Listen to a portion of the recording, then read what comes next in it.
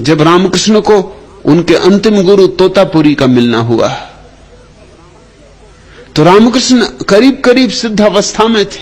करीब करीब मैं कहता हूं, ख्याल रखना, जरा सी कमी बची थी, लेकिन जगत में तो ख्याति हो गई थी कि रामकृष्ण पहुंच गए। रामकृष्ण को पता था कि अभी थोड़ी सी कमी है, बस एक सीढ़ी और, मगर दूसरों को क्या पता। दूसरे तो देखते थे कि इतनी ऊंचाई आकाश में पहुंच गए, उनको क्या पता कि एक सीढ़ी और कम रह गई।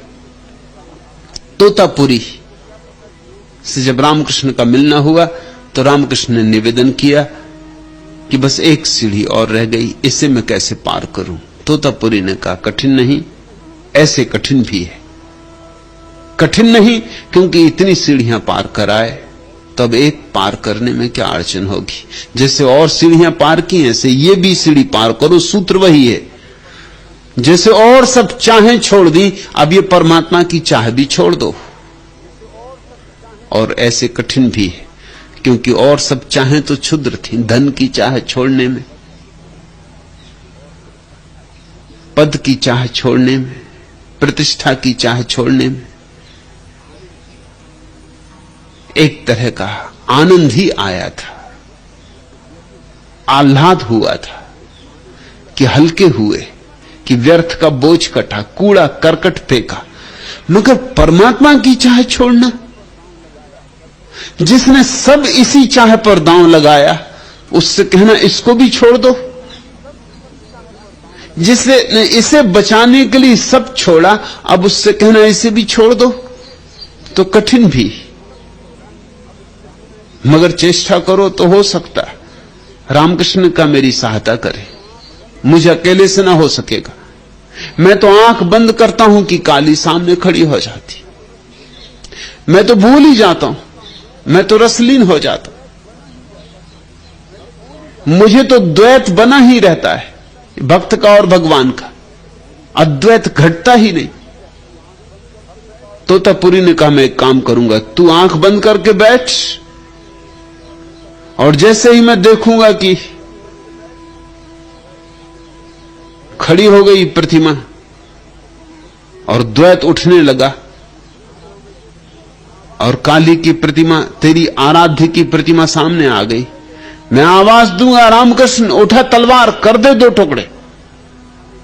तो फिर देर मत करना, उठा लेना तलवार और कर देना दो टुकड़े। रामकृष्ण जैसे अद्भुत व्यक्ति ने भी पूछा, लेकिन तलवार कहां से लाऊंगा। तोतापुरी ने कहा, यह भी खूब रही, और ये काली मैया कहां से लाया। ये भी कल्पना है तेरी, सतत कल्पना करने से ये प्रतिमा खड़ी हो गई। जहां से ये लाया वहीं से एक तलवार भी ले आ। मगर रामकृष्ण ने कहा, मां को और तलवार से काट दूं, इससे तो खुद ही मर जाना पसंद करूंगा। तोतापुरी ने कहा, फिर जैसी तेरी मर्जी, मगर ये करना ही होगा। अगर तू एक सीढ़ी और पार करना चाहता है तो ये काली को छोड़ ही देना होगा। अब यही बाधा है, यही तेरा आराध्य, यही तेरी पूजा प्रार्थना, यही तेरी भक्ति अर्चना, यही बाधा है। तू कोशिश कर, बार बार रामकृष्ण आंख बंद करें, कोशिश करें, मगर कोशिश ना हो पूरी। आंख बंद करें कि आंसुओं की धार, कि आनंद मग्न हो डोलने लगे, और तोतापुरी करें फिर वही। अब तू ये किस लिए डोल रहा है? क्योंकि अद्वैत भाव में डोलना वगैरह नहीं होता, और आंसू वगैरह की क्या जरूरत है।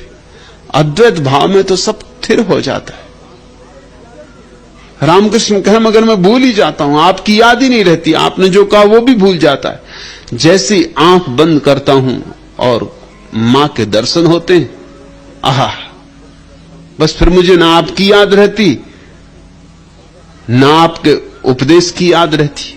तो तोतापुरी ने कहा कि मैं अब आखिरी उपाय करूंगा, क्योंकि कल सुबह मुझे जाना है।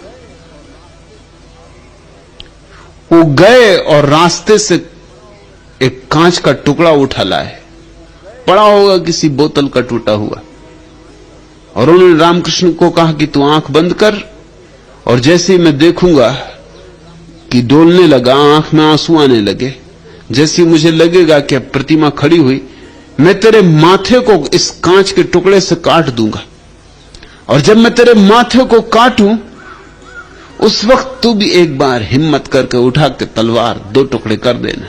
इधर मैं तेरा माथा काटूं, उधर तू मैया को काट देना। बात तो बड़ी कठिन थी, बड़ी मुश्किल थी। अपनी मां को साधारणता मारना बहुत मुश्किल, और फिर काली मां को मारना तो और भी बहुत मुश्किल। और यही तो जिंदगी भर की साधना थी रामकृष्ण की, और इस साधना में खूब फूल खिले थे, और खूब रस बहा था, खूब आनंद उमगा था, खूब गीत जन्मे थे। इस सब को पहुंच देना एक बार की, मगर तोतापुरी कल सुबह चला जाए, और तोतापुरी जैसा आदमी मिलना फिर मुश्किल है।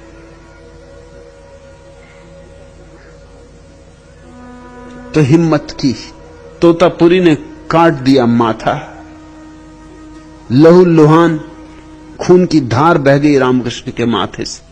और जब तोतापुरी ने माथा काटा तब उन्हें भी याद आई भीतर, उठाई उन्होंने एक तलवार, कल्पना की, और 2 टुकड़े कर दिए काली के। 6 घंटे के लिए थिर हो गए, और रुआ भी ना हिला। 6 घंटे के लिए पत्थर हो गए, और जब आंख खोली तो आज एक अपूर्व दशा थी, जो आनंद के भी पार है, जो सारी अभिव्यक्तियों के पार है। और रामकृष्ण ने जो वचन, पहला वचन बोला 6 घंटे के बाद, वो यही था, आज अंतिम बाधा गिर गई। बहुत बहुत धन्यवाद दिया तोतापुरी को कि तुम्हारी करुणा अपार है। आज अंतिम बाधा गिर गई, आज आखिरी सीढ़ी पार हो गई।